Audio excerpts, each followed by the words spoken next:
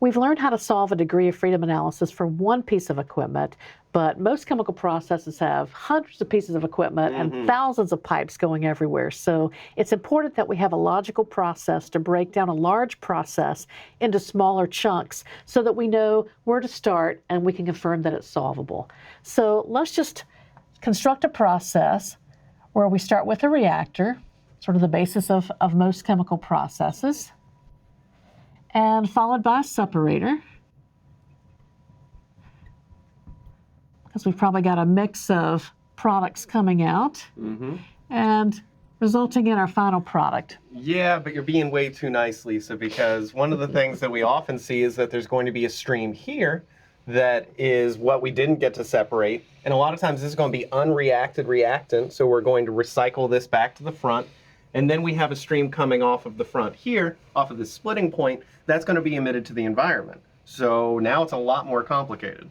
Okay, well, stepping back, if I were looking at this process, I might start by looking at the overall process.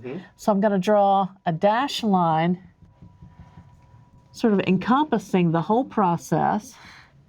I'll just call this overall. And you can see that it encompasses the feed stream, the product stream, and that purge stream. So when I'm doing the degree of freedom analysis, I'm just looking at those streams.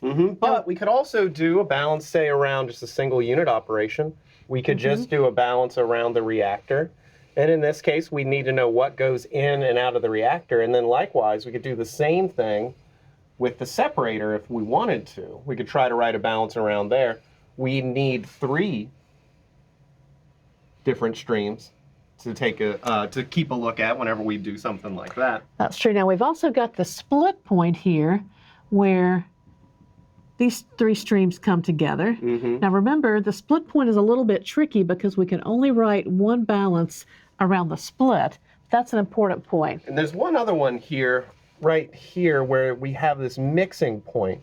So we can't forget about that guy either, because there's another place that we could write a balance. And really the thing is that any one of these balances that we've just written here, any one of them could be the first one that we solve whenever we're trying to attack this problem. Before you know it, with one answer, we're able to solve the whole thing.